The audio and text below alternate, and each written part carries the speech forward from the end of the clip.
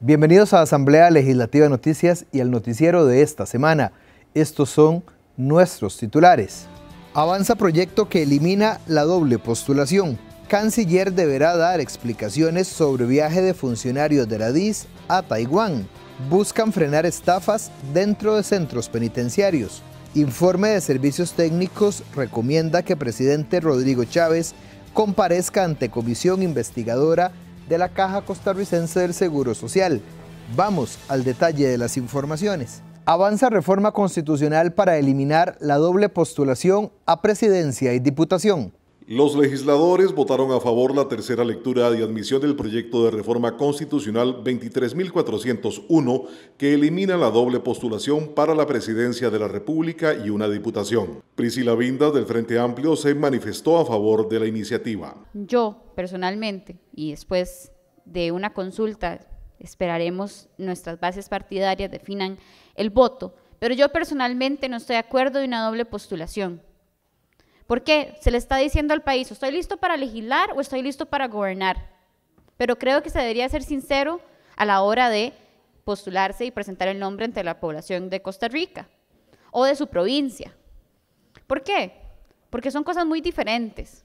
Y creo que acá hay que tener muy claro hacia qué se dirige uno y no ver a ver qué pego, a ver qué me sale. El jefe de fracción de Nueva República, Fabricio Alvarado, dijo que está en contra del proyecto porque los argumentos no son correctos. Ya lo he dicho acá, que de 16 candidatos que llevaban doble postulación, solo 2 estamos en una curul legislativa, pues nos demuestra que no es un tema que se da por rebote o que no es un tema que se da así nomás. No es que yo pongo mi nombre en 2 papeletas y ya lo logré. No, hay un trabajo territorial, hay un trabajo concienzudo, fuerte, de construcción de una causa política y hay un trabajo de liderazgo que debe ser tomado en cuenta y que sin duda alguna para nosotros es suficiente como para rechazar esta propuesta. También Luz María Alpizar de Progreso Social Democrático dijo que votaría en contra de la iniciativa que limita la doble postulación. Yo ya dije que voy a votar en contra de este proyecto exactamente porque creo que el pueblo costarricense lo que más necesita y debe seguir teniendo son voces en la política electoral. ¿Por qué? Porque por mucho tiempo hemos creído o creímos que es solo el bipartidismo, y está bien, era lo que había en aquel momento, pero que se fue desgastando tal vez esa gestión y se fue poniendo en tela de duda muchas cosas y comenzaron a surgir partidos políticos. Y entonces creo que estamos todavía en esa etapa de transición. El proyecto de reforma constitucional que elimina la doble postulación pasará ahora a una comisión nombrada por mayoría absoluta de la Asamblea para que lo dictamine en un término de hasta 20 días hábiles. Canciller de la República deberá dar explicaciones ante comisión sobre viajes de funcionarios de la DIS a Taiwán. Los diputados de la Comisión de Relaciones Internacionales pedirán explicaciones al ministro de Relaciones Exteriores, Arnoldo André Tinoco, sobre un viaje que realizaron funcionarios de la Dirección de Inteligencia y Seguridad a Taiwán. Para ello, los parlamentarios aprobaron una moción por unanimidad para convocar en audiencia al funcionario, cuya fecha aún no está definida. El gobierno de Costa Rica envió a 5 funcionarios de la DIS a una capacitación de seguridad nacional a Taiwán por unos 23 días. Esa nación asiática pagó los tiquetes aéreos, hospedaje, alimentación y transporte local de los 5 funcionarios de esa dirección. La diputada independiente Joana Obando cuestionó dicho viaje. En el 2006 Costa Rica rompe relaciones con Taiwán, en el 2007 comienza una serie de negociaciones que terminan en una firma del Tratado de Libre Comercio en el 2011. Bajo ese contexto tenemos que Costa Rica ha tenido desde hace muchísimos años una relación comercial, cultural, social. Recordemos a la comunidad china que en Costa Rica es amplia y que ha aportado enormes beneficios a nuestro país. Y parte de ese reconocimiento está el principio del reconocimiento de una sola China. El presidente de la Comisión Liberacionista, Luis Fernando Mendoza, también se refirió al asunto. Hubo una duda a la hora de presentar la moción en el periodo de receso. Algunos diputados cuestionaron o se cuestionaron del por qué no convocar más bien al ministro de Seguridad o el ministro de la Presidencia, que es precisamente que la Dirección de Inteligencia y Seguridad es una dependencia del Ministerio de la Presidencia.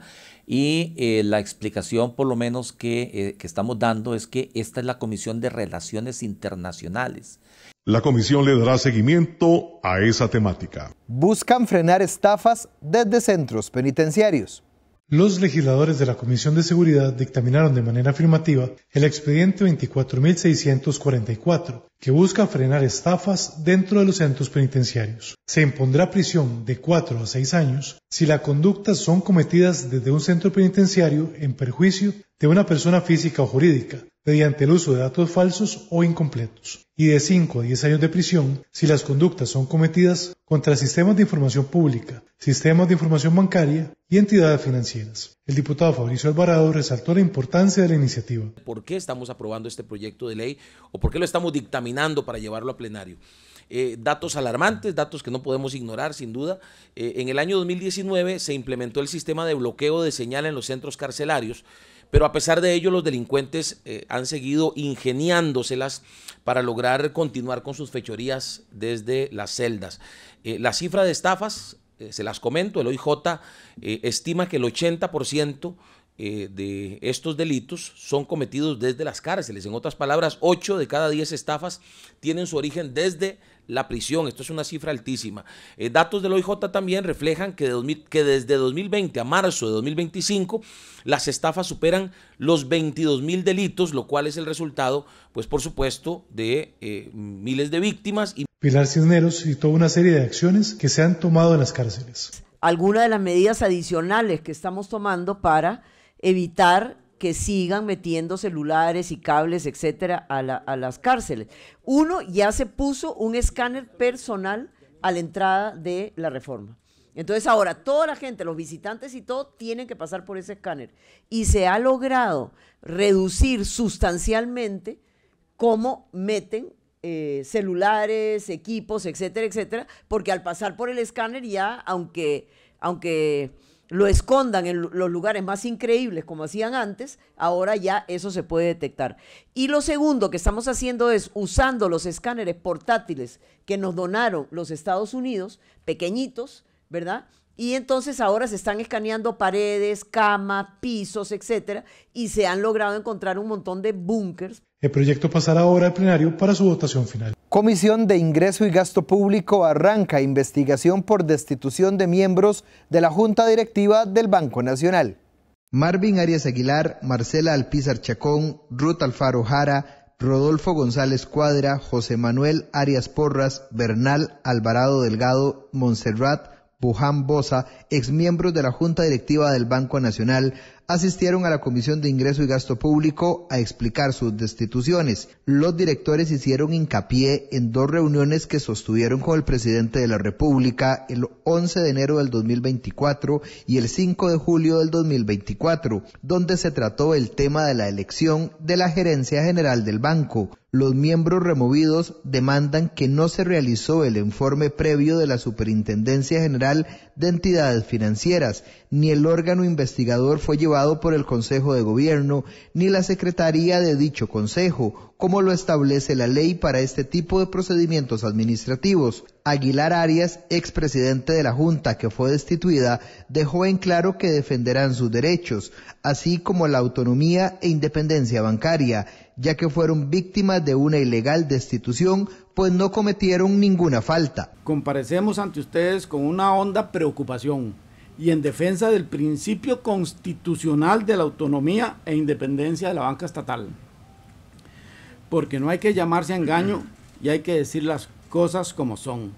Se nos destituyó como represalia por haber actuado de manera independiente y por no haber aceptado presiones e injerencias indebidas de parte de Casa Presidencial en el nombramiento de la gerente general del banco.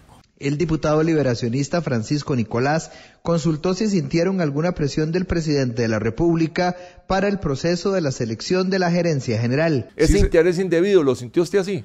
Sí, señor, y de hecho nos pidió que lo mantuviéramos informado. La Frente Amplista Sofía Guillén preguntó sobre el cambio en el perfil para dicho cargo. El perfil que da inicio al proceso de selección del gerente general es más exigente que el anterior.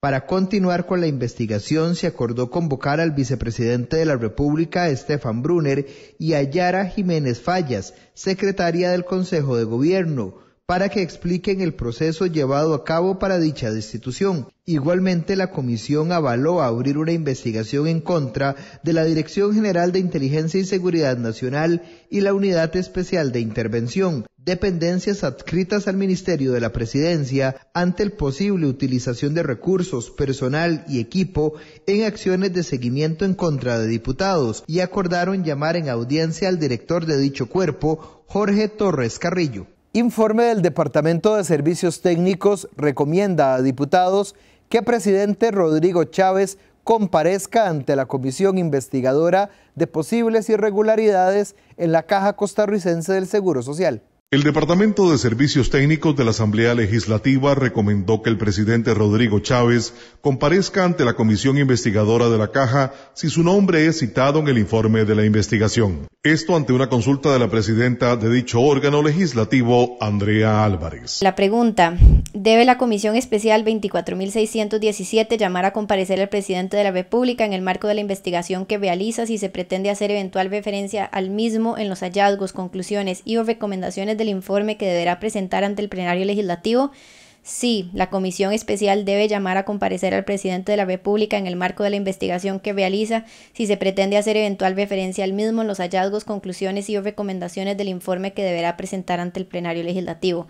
Número 2. La ausencia de una convocatoria al presidente de la República puede ser violatorio de su derecho de defensa. El legislador oficialista Daniel Vargas cuestionó lo establecido por servicios técnicos. Servicios técnicos no siempre presenta la misma respuesta ante una misma consulta, y eso es clarísimo y ha sido así recurrente. Dos ejemplos claritos. Ha tenido criterio distinto con relación a la dispensa de lectura, por ejemplo, de mociones de revisión. Eso lo vivimos en la Comisión de Asuntos Jurídicos, y eso podría poner en entredicho también el trámite de un proyecto de ley. Número 1, en hacendarios también ha tenido criterio distinto. La moción para la comparecencia del mandatario había sido aprobada semanas atrás, pero se presentó otra para dejarla sin efecto. Los diputados también recibieron en audiencia a Héctor Rubén Arias y a Susan Peraza de la Dirección de Planificación Institucional de la Caja del Seguro Social. María Marta Carballo consultó sobre el informe técnico sobre la actualización del portafolio estratégico institucional. El informe técnico sobre la actualización del portafolio estratégico institucional 2023-2032, ¿usted tuvo algo que ver en este expediente, en este informe? Vamos a ver, tal vez aclarar que yo actualmente soy director de Plan de Innovación, que estoy a cargo de lo que es la implementación del ERP. Si estamos hablando de un informe relacionado al portafolio de proyectos, ¿verdad? Ese informe que se gesta desde la Dirección de Planificación Institucional, a la cual pertenezco, ¿verdad? Ahí está mi plaza oficial, pero yo no participé en ese informe. Usted no participa en ese informe. Rocío Alfaro, del Frente Amplio, expresó sus dudas sobre la implementación del sistema de recursos empresariales ERP. Efectivamente, un sistema tan complejo como el ERP, que tal vez es importante que la población costarricense lo tenga claro, es prácticamente para poder administrar, que todo funcione adecuadamente, que todo empate adecuadamente dentro de las distintas gestiones de algo tan complejo como es la Caja Costarricense del Seguro Social.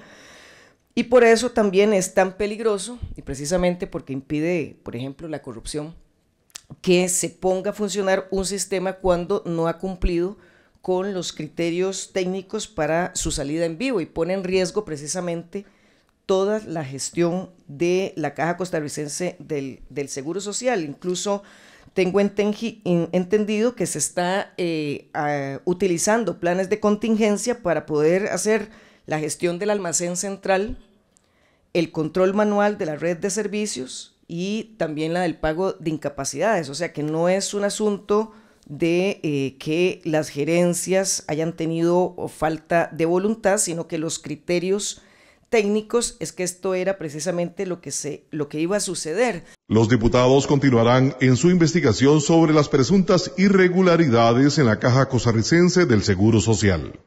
Recursos para ampliar la línea férrea y comprar chalecos recibe aval de la Comisión de Asuntos Hacendarios. Los legisladores de la Comisión de Asuntos Hacendarios dictaminaron afirmativamente el primer presupuesto extraordinario. La modificación registra una reducción en el servicio de la deuda por 28.000 millones de colones y el aumento por 13.000 millones de colones para financiar obra pública, para una rebaja neta de 15.000 millones de colones al presupuesto del 2025. A ver, esa reducción se debe en gran parte a que hemos hecho un gran ahorro en el pago de intereses y entonces eso se ve reflejado ahí. Y yo creo que también se está haciendo un gasto sumamente cuidadoso, tratando de evitar, por ejemplo, que las instituciones subejecutan y que el dinero realmente se gaste en las cosas prioritarias para el país. La presidenta de la Comisión de Hacendarios criticó que el presupuesto no respeta las normas de ejecución presupuestaria. De acuerdo a esa norma, todo ese dinero sobrante de plazas vacantes debería destinarse para los cuerpos policiales. Sin embargo, pidieron autorización para utilizarla para otros fines, en este caso para financiar todo lo que tiene que ver con embajadas y otros, siendo esto menos prioritario que el tema de la seguridad. En el Poder Judicial se modifican 1.275 millones de colones, de ellos 543 se utilizarán para el fideicomiso del nuevo edificio de la Sala Constitucional y 732 millones para la compra de chalecos. Hicimos dos modificaciones importantes, una es trasladar plata al Incofer. El Incofer nos había llegado a la comisión a decir que simplemente el recurso que tenía no lo estaba alcanzando, entonces hicimos unos movimientos de partida para poder darle más recursos y que llegue el tren por fin a una parte de Cartago, Aparicio Cartago y otra parte de San Rafael de la Juela. Y otra modificación muy puntual que se hizo en cuanto al tema del Ministerio de Seguridad Pública, que se le ha transferido, digamos que una bolsa a la otra, unos recursos que tenían para chalecos, que van a maximizar el recurso para que ellos puedan alimentar lo que ellos necesitan en una nueva sede, propiamente la Sala Constitucional. El presupuesto traslada 2.295 millones de colones al Ministerio de Trabajo para la compensación de los ex-estibadores de Habdeba. En el Ministerio de Seguridad Pública se incorporan 3.000 millones de colones provenientes del convenio con la Unión Europea y se destinan a la compra de equipo de cocina para las delegaciones policiales. El Ministerio de Hacienda clasifica diferentes dineros que no van a poderse ejecutar este año y que serán destinados a otras partidas. Por otro lado, en cuanto al Poder Judicial, sabiendo que la seguridad es un pilar fundamental que preocupa a la ciudadanía, es importante señalar que viene la compra de más equipos, alrededor de 700 chalecos antibalas para los agentes del OIJ. En infraestructura vial se incluyen 5.812 millones para la sustitución del puente sobre el río La Estrella y 3.000 millones de colones para mejoras en la ruta 240 en la provincia de Limón. Además, 4.800 millones de colones por reajuste en el costo de la obra de Circunvalación Norte. En Justicia y Paz se trasladan los 3.000 millones de colones presupuestados para las llamadas cárceles en carpa y se destinan a la compra de alimentos y bebidas y se asignan 1.455 millones para diseño, construcción y equipamiento para los centros cívicos por la paz. Se incluye un aumento neto de 500 millones de colones para comedores escolares mediante recursos de FODESAF y 1.210 millones de colones para trabajos en la línea férrea con el fin de garantizar que el tren llegue a Paraíso y San Rafael de la Juela. El presupuesto pasa a discusión final al plenario legislativo. Comisión Nacional de Emergencias recibe cuestionamientos por manejo de recursos de préstamo internacional.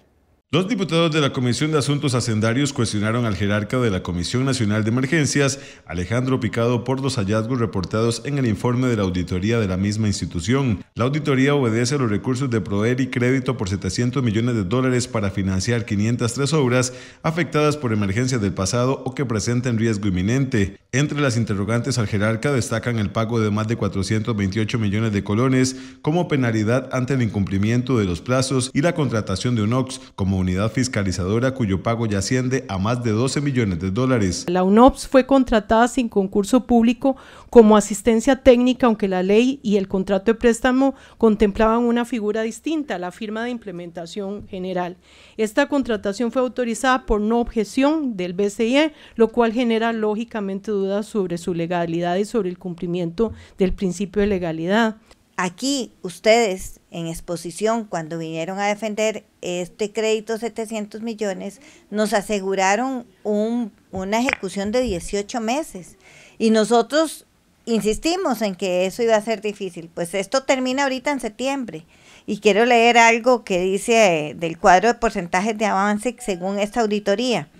En puentes, que son 49, llevan un 26%, en carreteras, que son 4, un 43%, en centros educativos, que son 86, un 5%, en ríos y quebradas, que son 38, llevan 23%, en vivienda son 9 y un 6%, en sistemas de agua 16, un 9, 62%, y en alcantarillas y vados una obra que van por el 61%. Entre los cuestionamientos del informe de la auditoría destacan que no existen sistemas de control interno eficaz y eficiente, dificultades para acceder a la información, violaciones al principio de legalidad, poca transparencia, UNOCS ejerciendo funciones que no prevé la ley, pobre ejecución de los proyectos de emergencia, expedientes incompletos e inconsistencias en los procesos de licitación, selección de oferentes sin acreditar idoneidad, ofertas sobreevaluadas, incumplimiento de plazos contractuales, omisiones en el cobro de multas y obras de terrenos privados sin permisos ni trámites de expropiación. Toda la información está en SICOP, todos los expedientes están completos. Todo, le puedo decir que cuando usted vea el descargo de nosotros se va a dar cuenta que fue un tema, podría yo llamarlo de comunicación, de cómo pido las cosas y cómo llegan las cosas. Sin embargo, para cerrar brechas, para el próximo informe de la auditoría, yo personalmente me reuní con la auditora y con todas las jefaturas de la Comisión Nacional de Emergencias y con todo el equipo de fiscalizadores también junto con la jefatura para decirles que es una obligación tener una comunicación mejor con los auditores para que no pase esto. Aquí estamos hablando otra vez de unas megas obras que lo que hacen es salvar vidas a todo lo ancho y largo del país, en 66 cantones, en las 7 provincias. Entonces, realmente yo siento que el apuro con que se han hecho las obras más urgentes son sumamente importantes. Vean que de todo el informe de la auditoría no hay una sola alusión a que podría haber una sospecha de corrupción. La Comisión Nacional de Emergencias se comprometió a concluir con las 503 obras en 18 meses, cuyo plazo se cumple en octubre del presente año. Comisión pide explicaciones a ministro de Comercio Exterior sobre medidas arancelarias establecidas por Estados Unidos. La Comisión de Relaciones Internacionales pidió explicaciones al ministro de Comercio Exterior, Manuel Tovar Rivera, sobre las acciones de Costa Rica ante las medidas arancelarias interpuestas por Estados Unidos. Manuel Tovar indicó que han mantenido diferentes reuniones en la capital estadounidense con autoridades del comercio para lograr eliminar dichas medidas. Una de ellas, dijo, fue en el mes de mayo. Gilberto Campos, de Liberal Progresista, consultó sobre el impacto significativo para Costa Rica ante la aplicación de estos aranceles. ¿Hay posibilidad de revertir? Hay posibilidad de revertir.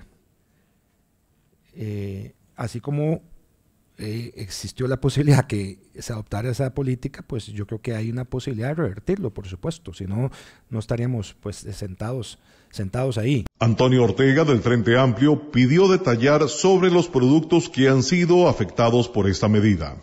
Entonces, si existe una lista como tal de los productos que están siendo afectados. Así es. Hay una lista de productos que están excluidos y los productos que no están excluidos de la orden ejecutiva del pasado 2 de abril, la orden ejecutiva 14.000, si no me equivoco, 257.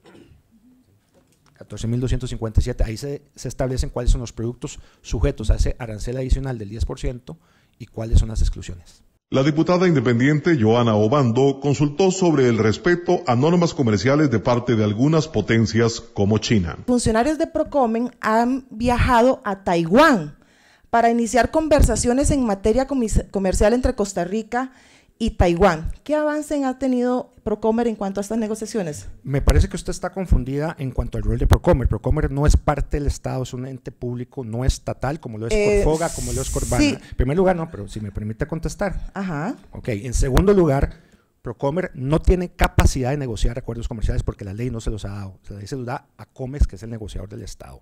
Procomer por lo tanto no es parte del engranaje del Estado, y Procomer lo que hace es buscar atracción de inversión extranjera directa de naturaleza privada. Los parlamentarios también dictaminaron positivamente el expediente 24.816, que consiste en un tratado de asistencia judicial en materia penal entre la República de Costa Rica y la República Oriental de Uruguay.